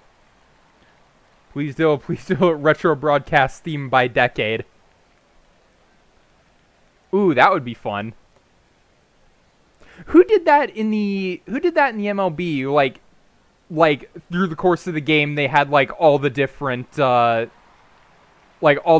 broadcast modes. As Edward McKinley will be the third straight Apex to reach base and put them ahead by 1 early in this ball game. Leon Rosenthal. Ooh, Cortez grabbing it out of the air and turning to make a double play at second. And Callahan striking out. So it could have been a lot worse for the Toros, but still the Apex leading by 1. Wonderful defensive play by Cortez. He'll get his chance at the plate now, but not so sparkling with the bat this time around. Line drive to center field is caught. Tiernan O'Maurin on the ground, slow roller to first base, eventually taken unassisted by Callahan. 1-2 for Beatty, and goes around for strike 3. Bab Ipperson up for the Apex. Will have a single to improve that batting average. Theodore Geisel down on strikes. Stewart fly ball to left field. Carries just enough, and that'll be a home run for Stewart. Home run number 8 on the season, picking up a pair of RBIs courtesy of Bab Ipperson being on base. The Apex now leading this game by 3 runs. Santos Garcia, 1 out and nobody on. Watches strike 3 down in the zone. And D. Fernandez Jr. fly ball to center field will be caught for the 3rd out. However, as we head into the 3rd inning, Cancun finds themselves trailing with the bottom of the order up. Brolina taps it over the head of the second base and shortstop for a leadoff hit. Griffin Stone up now, driven to center field and caught. Ball thrown in very quickly. No chance for Brolina to advance. But Cito will put it into the gap. That'll be extra bases. Can Brolina round third? No. Cito with the stand-up double will be runners in scoring position with 1 out. Gnome Child swings at 1 low and inside for strike 3, out number 2. Can Meredith do something with the runners in scoring position? Hard hit to the shortstop and the play made. So Cancun threatening to draw closer, but Flop Quad's able to shut it down. Brent Goldberg up, popped high in the infield. If they gave awards for that, that might be a hit, but unfortunately they do not, so it'll be an out. Kinley driven to center field, a fly ball caught by Gnome Child. And the slumping Rosenthal unfortunately stays cold, as it will be a 4-3 play. Heart of the Toro's order coming up now. Napoleon solo watches strike 3 go by. Cortez also down looking on strikes. Maurin on the 2-0. Fly ball into right center field. Garcia puts the squeeze on it, and we'll head to the bottom of the fourth. Apex still leading this game 3-0. Harry Callahan will send a ground ball to second base, making the play is Stone. Bab Ipperson also sending one Stone's way, and the same result. And Geisel on the 0-2 count lifts one to right field. Carried well, but not carried well enough. Heading to the fifth, 0-2 count for Beatty as Flop Quads picks up strikeout number 5 on the day. Brolina puts it in play. Fernandez Jr. able to make the play. And Stone down on strikes, not able to find the changeup. Stewart coming up, homered last time up, strikes out this time up. Esteban Santos Garcia will put one through the left side of the infield for a single. Heading back to the top of the order, D. Fernandez Jr. 1 and 2 thus far today, as Santos Garcia gunned down trying to take second. So 2 outs, nobody on now for the second baseman, as the ground ball will find a friendly travel path up the middle. Will Fernandez Jr. try what Garcia did as Goldberg stands in? He will, and he'll find success. A runner now on second base with 2 outs for the third baseman. Driven high and deep to left field, it's gone! So another 2-run shot for Indianapolis will put them up 5-0. This one coming courtesy of Brent Goldberg. Home run number 4 on the season for him. RBI number 22. And Ryan Lee will lose McKinley on balls.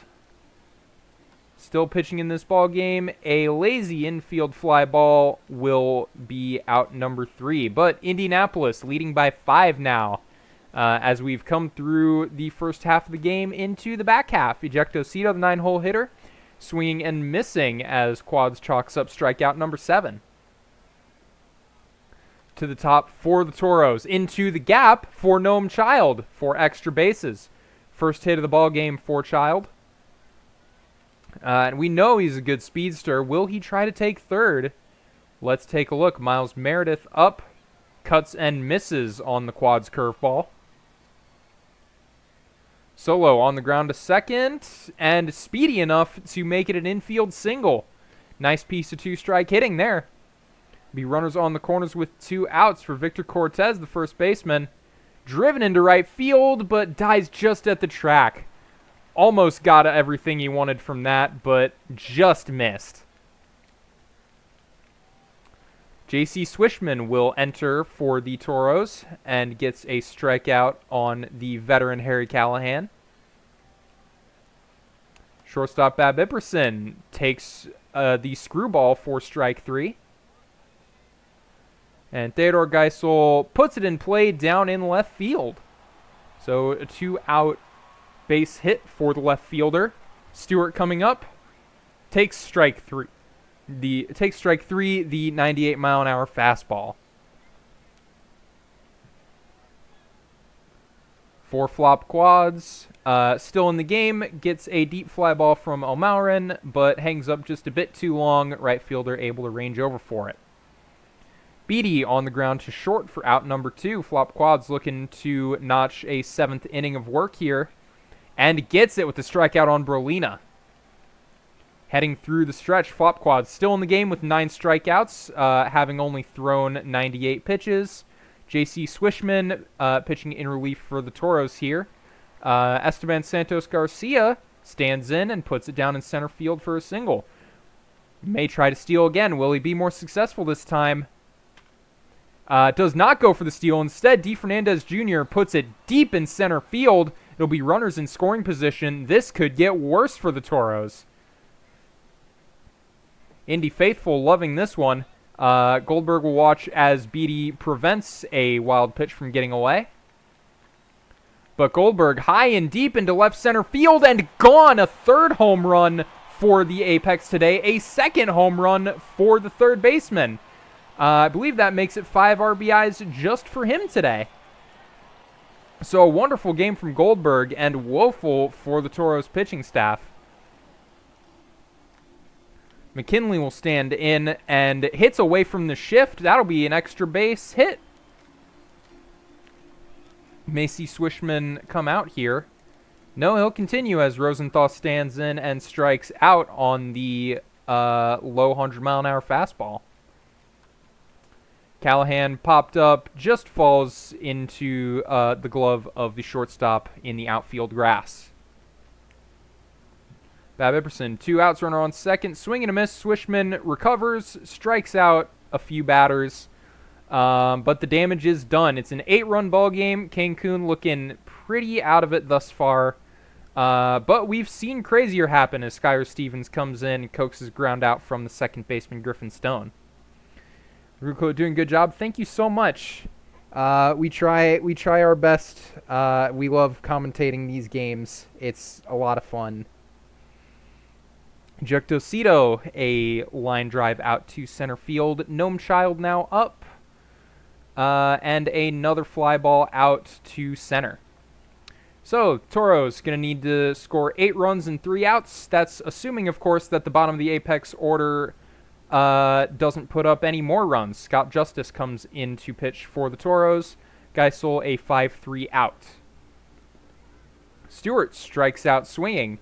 Having a pretty typical game, actually, for him. Home run and 3 strikeouts. Possibly the most 3 true outcomes hitter in the league. As Santos Garcia fights hard for that one, fouling off plenty of pitches, but it will be a ground out to retire him. So, 2-3-4 up for the Toros. Can they score 8 in 3? Meredith will make it only 2 outs remaining on the infield pop-up. Pauline Solo on the ground to second will be out number 2. Victor Cortez up on the 0-1 count. Driven to right field. Will get it to the wall. Will have himself a double. Gonna need quite a few more of those on 2 outs. Tiernan O'Maurin, ground ball to short. Play made at first. It will be a shutout combined for by the Apex pitching staff. 8-0 at the Brickyard is your final score. Your player of the game, of course, Brent Goldberg with those 2 home runs. 2 for 3 with a walk on the day. 5 RBIs. Go ahead and save. Send out those box scores.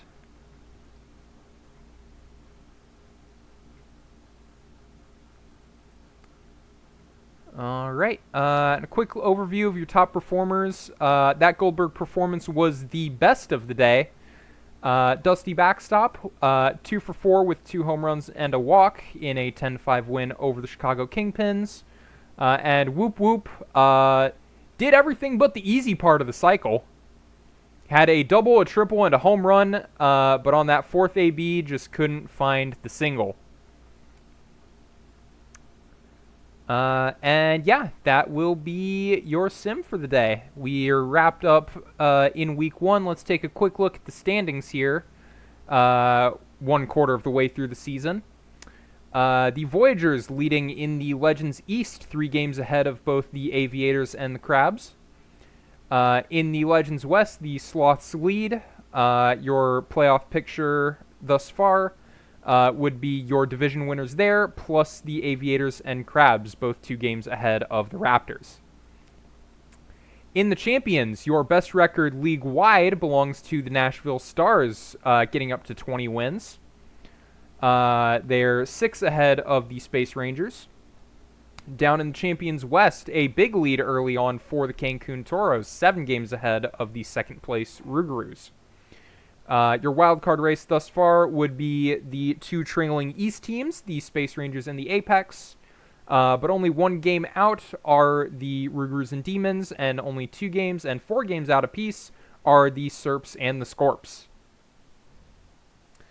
Heading down to the minor league, division-wise, your leaders are the Bears and the Swiftsteeds. But divisions don't matter for the playoff race, so let's take a look there. Um, oh wow. Okay, that's a little funny. Um, the win totals for each of the teams are 18, 17, 16, 15, 14, 13, 12, 11, 10, and 9. So we've got a very sequential table here thus far. Your last team in would be the Puerto Rico Ranas, and your first team out would be the Louisville Lemurs. So, yeah, that is how things stand after 1 week of Sims. Let me go ahead and get the index upload going.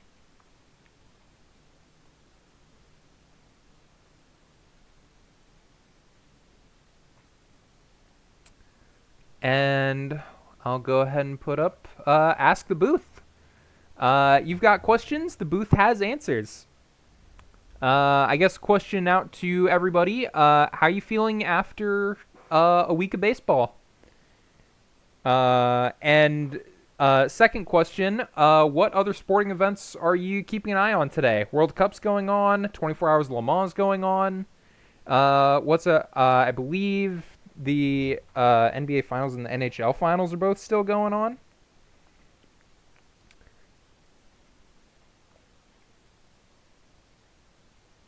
Yeah, potential elimination game tonight. Knicks could win it all. And NHL playing tomorrow. Hurricanes potentially aiming to win it all. The RBC Canadian Open.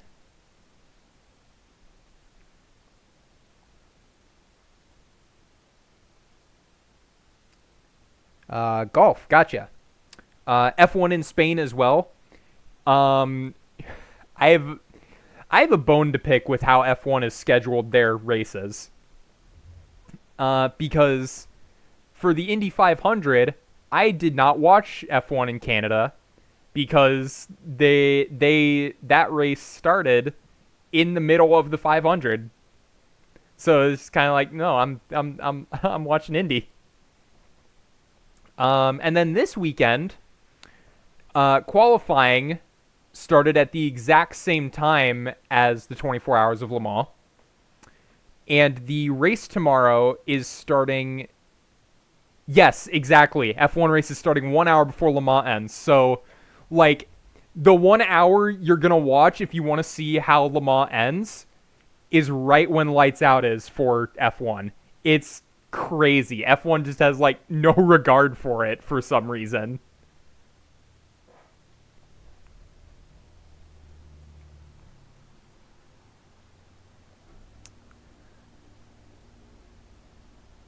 Streaming on delay, or I mean, if you want, you could have two screens up if you've got that. Let's see. Enrique Van Caliente getting RBIs in 5 straight games in first season with the Swifties. Nice.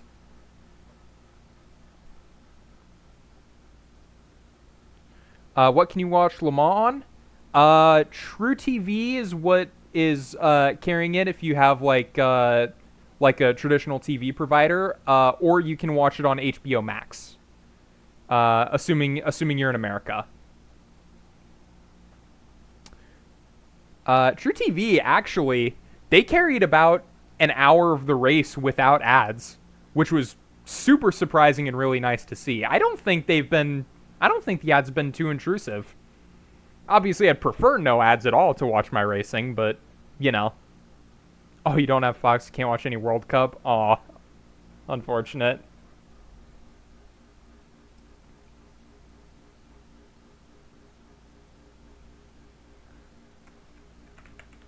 Who's even playing in the World Cup today? Switzerland, Qatar. Switzerland up 1-0 in the 44th minute. And also today, Brazil, Morocco, Haiti, Scotland, and Australia, Turkey.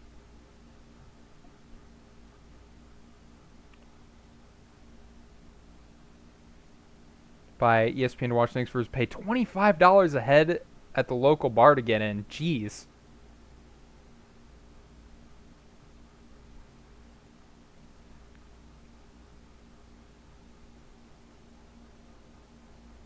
You do get okay, so it's not as bad as okay. Well, sure, but still, you're gonna watch the game in what's sure to be a crowded bar, and you know your prize is 2 drinks. So it's either or. But although buying ESPN would probably, I don't know what plans ESPN has. Purchase and buying making our bar food at home was cheaper for a group of 6. Oh, for a group of 6, absolutely.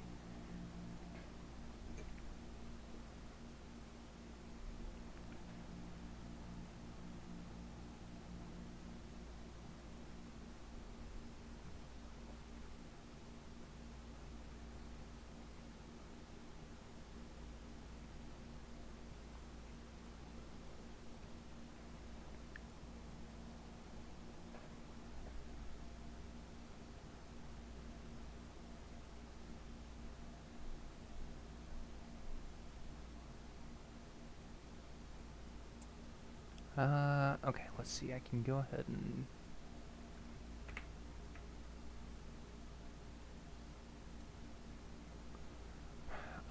let's see.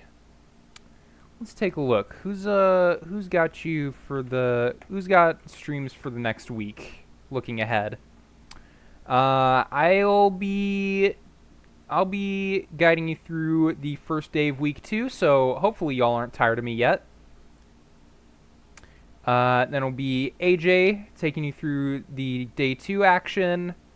Bazooka Joe will be a streamer for Thursday.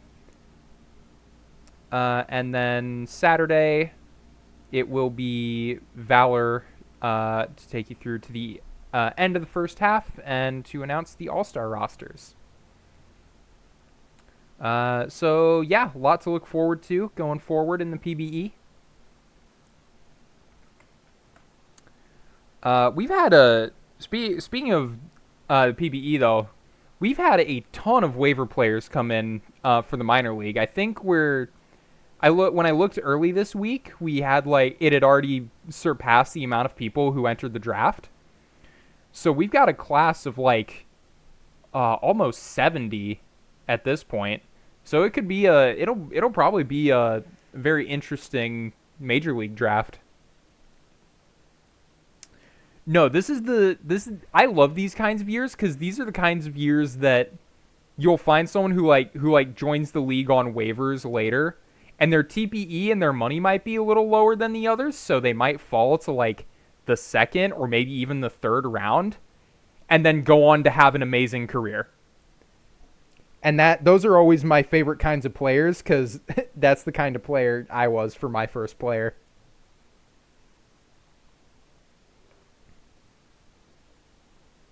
Jumbo Media thing worked absolutely. Definitely got more eyes on the league, got a lot of people interested, and super happy to see that. And to everyone there who might be watching, super happy to have you. Hope you really enjoy the league. Hope you're enjoying your minor league locker room.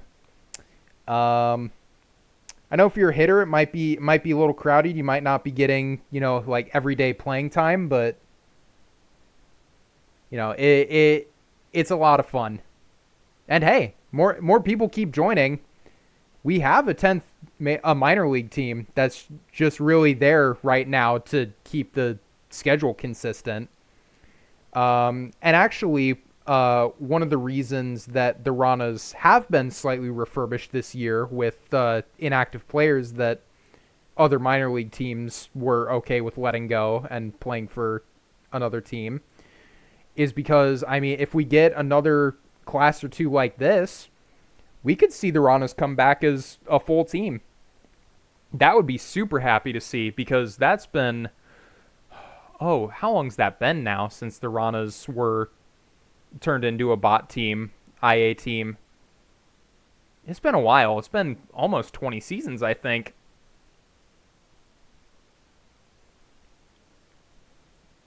76. Is it really already up to 76? It was like barely, I think it was at like barely 70 when I looked. So we've had a ton more come in. Excited to see what you can do with your second. Absolutely. I'm super excited to see what Von Muy Caliente has in store.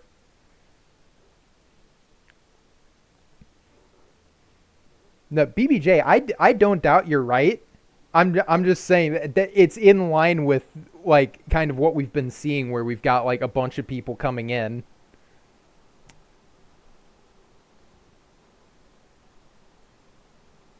Cuz that would be, let's see, we had like 32 in the draft. So up to 76, that would be, oh, 35, 38, what, 44 waiver players, if I'm doing my math right.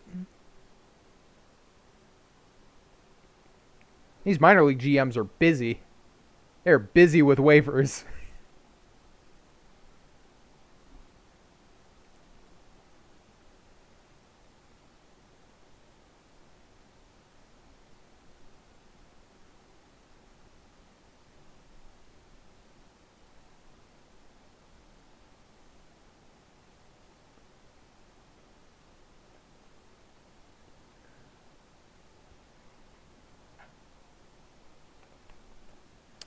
33, 32 draftees because there was a skipped pick in there.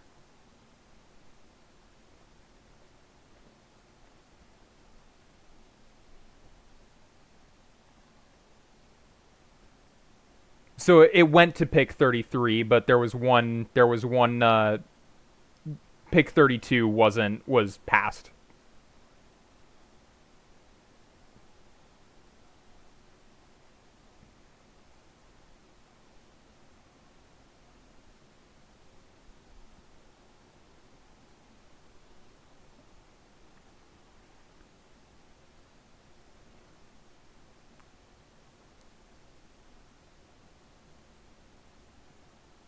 Missed that reading the draft. You blame Nas?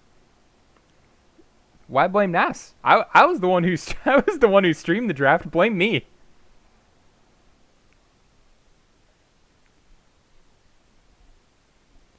I've been doing a ton of streams this season. It's been a blast. Oh, Pat. Oh, Pat. Okay, yeah. That's on me. I didn't get the joke. That's on me.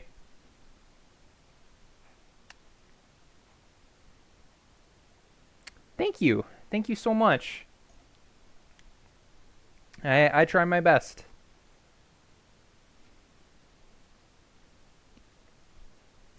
No, no, I'm just a professional button pusher around here. I'm not anyone too important.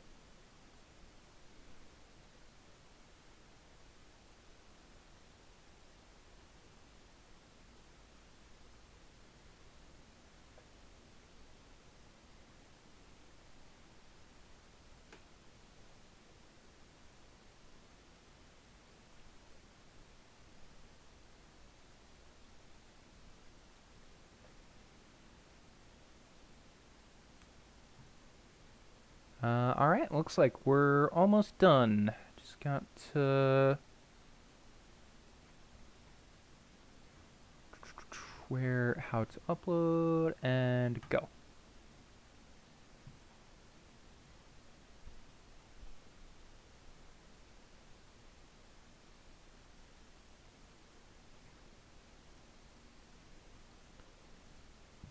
All right, and I'll also get the index's updated message ready.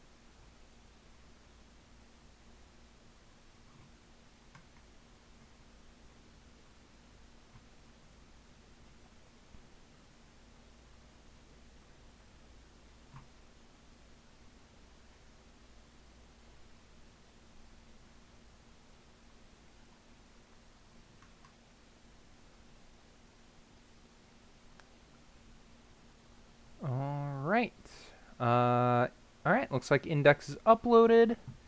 Looks like 5/24 is the date there. Go ahead and post the message in game day. And with that, I'll leave it there. Again, I don't think we've really had too many mods in this stream, so I don't think we're gonna be able to raid anybody this time around. So I'll go ahead and end it there. Thank you so much, everyone, for watching. Uh, Quick shout out, everyone on Stats team and Sim team, putting all this together. And yeah, I'll see you guys on Tuesday for week 2, day 1. Bye.